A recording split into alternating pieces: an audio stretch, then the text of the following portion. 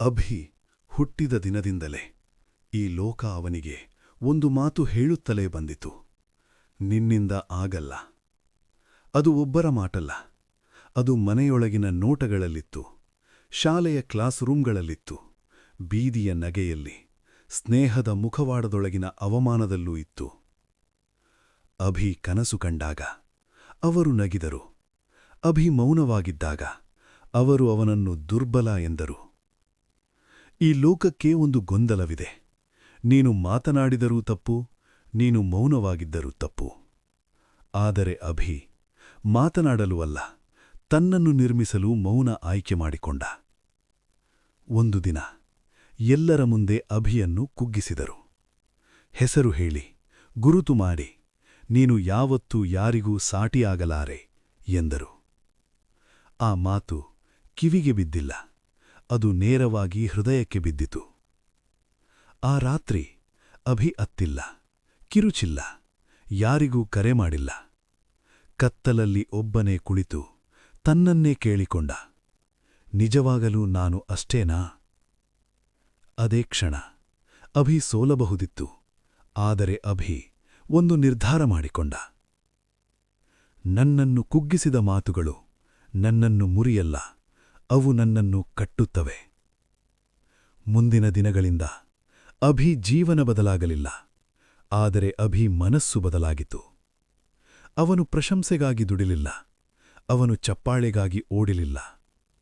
ಯಾರೂ ನೋಡದ ಸಮಯದಲ್ಲಿ, ಯಾರೂ ಗಮನಿಸದ ಸ್ಥಳದಲ್ಲಿ ಅಭಿ ತನ್ನ ಕನಸಿಗೆ ಇಟ್ಟಿಗೆ ಇಟ್ಟ.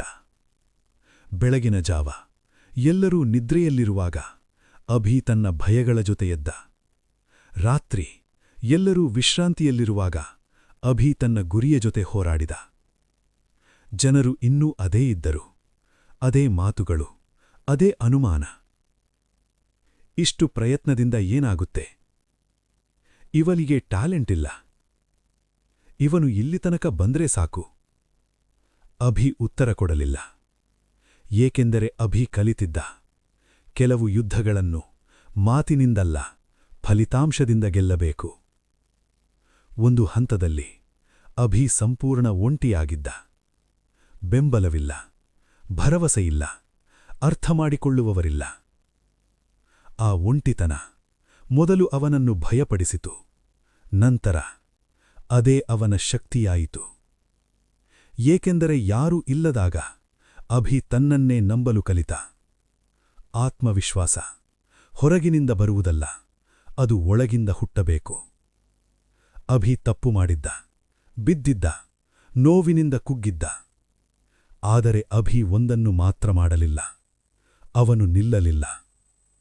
ಪ್ರತಿ ಬಿದ್ದುಕೊಂಡು ಮತ್ತೆ ಎದ್ದು ತನ್ನನ್ನೇ ಮೀರಿಸಲು ಪ್ರಯತ್ನಿಸಿದ. ಪ್ರತಿದಿನ ಸ್ವಲ್ಪ ಸ್ವಲ್ಪವಾಗಿ ಹಳೆಯ ಅಭಿಯನ್ನು ಹಿಂದಿಕ್ಕುತ್ತಿದ್ದ. ಕಾಲ ಸಾಗಿತು. ಮೌನ ದುಡಿಮೆ ಮಾತನಾಡತೊಡಗಿತು. ಮೊದಲು ಯಾರೂ ಗಮನಿಸದ ಕೆಲಸ ಈಗ ಎಲ್ಲರ ಕಣ್ಣಿಗೆ ಬಿತ್ತು. ಅಭಿ ಹೆಸರು ಒಂದು ದಿನ ಚರ್ಚೆಯಾಯಿತು. ಅದೇ ಜನರು, ಒಮ್ಮೆ ಅವನನ್ನು ಕುಗ್ಗಿಸಿದ್ದವರು, ಇಂದು ಅವನ ಹೆಸರನ್ನು ಮೌನದಿಂದ ಕೇಳಿದರು. ಒಂದು ದಿನ ಅಭಿ ಮತ್ತೆ ಅವರ ಮುಂದೆ ನಿಂತ. ಈ ಬಾರಿ ಅವನ ಕೈಯಲ್ಲಿ ಮಾತಿಲ್ಲ, ಅವನ ಕೈಯಲ್ಲಿ ಸಾಧನೆ ಇತ್ತು. ಅವನು ಏನೂ ಹೇಳಿಲಿಲ್ಲ, ಅವನ ಕಣ್ಣುಗಳಲ್ಲಿದ್ದ ಶಾಂತಿ ಸಾಕಾಗಿತ್ತು. ಅವರ ಮೌನವೇ ಅವನ ಉತ್ತರ. ಆ ಕ್ಷಣದಲ್ಲಿ ಅಭಿ ಅರ್ಥ ಮಾಡಿಕೊಂಡ, ಕುಗ್ಗಿಸುವವರ ಮುಂದೆ ಬೆಳೆಯುವುದು ಕೂಗುವುದಲ್ಲ, ಪ್ರತೀಕಾರವಲ್ಲ, ಅದು ಪರಿವರ್ತನೆ.